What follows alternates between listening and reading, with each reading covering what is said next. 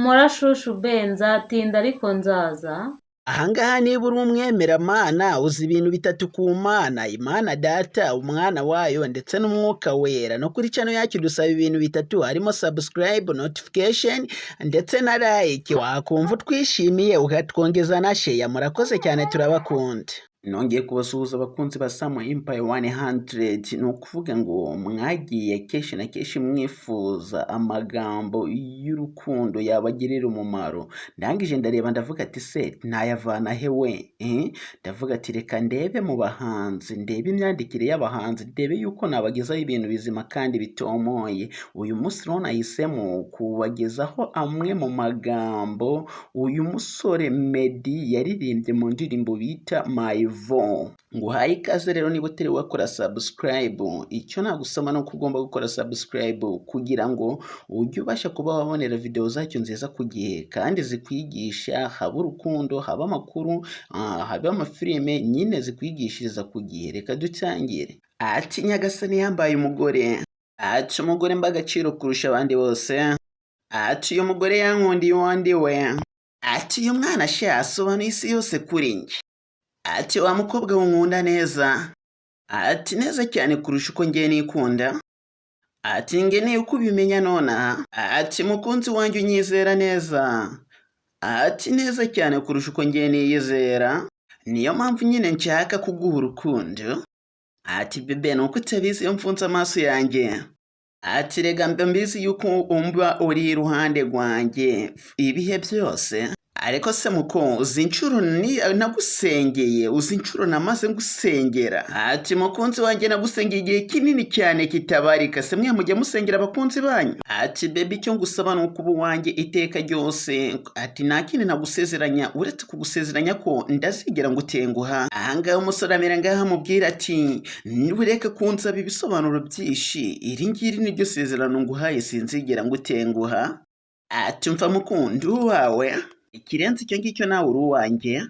Ati ubu ngubu rero nta kindi nguriye gukora uretse kuguheza umutima wanjye.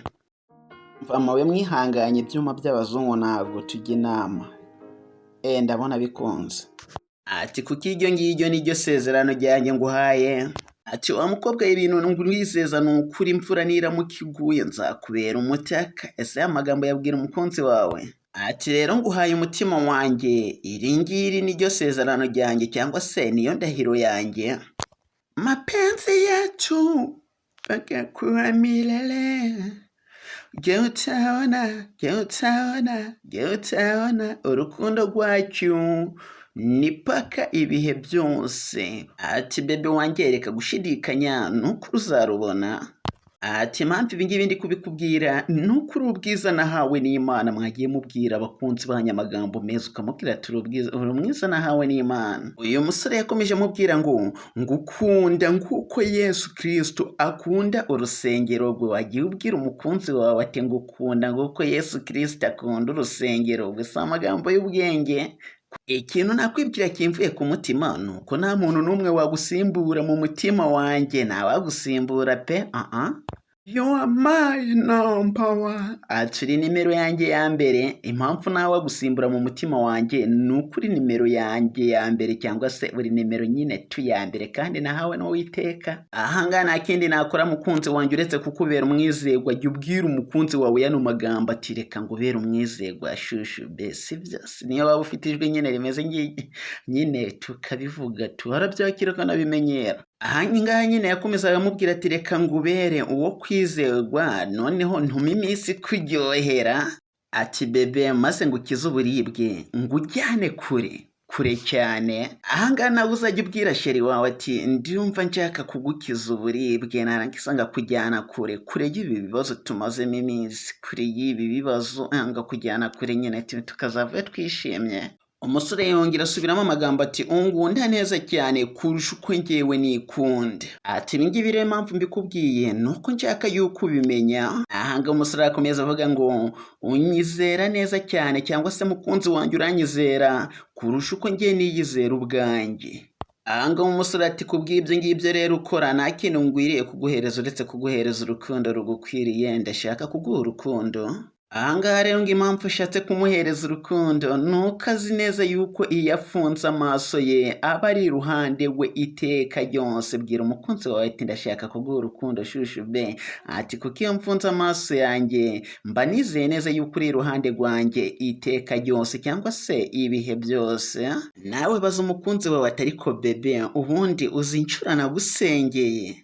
Ati bebe niba utabizi nagusengeye igihe kinini mukunzi wanjye.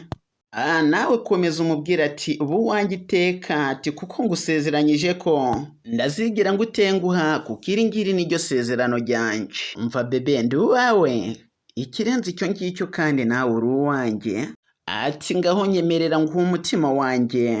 Ati kuko iryo ngiryo niryo sezerano ryanjye nguhaye. Ikindi kandi shushu be nujya kubona ukabona imvura iraguye, nta kindi nzakubera umutaka. Ati ikindi nagusezeranya nuko impamvu ibyo ngibyo byose nzabikora nuko kuguhereza umutima wanjye ari ryo sezerano nyine naguhereza. Kuguhereza umutima wanjye niryo sezerano nguhaye. Ati ibingibi ngubwiye byose bizabaho iteka ryose. Aya magambo yose ngubwiye azabaho mirere na mirere. Aya magambo yose ngubwiye this forever azabaho iteka ryose. Ati kubw'uwo umutima wanjye iyo ngiyo niyo ndahiro yanjye.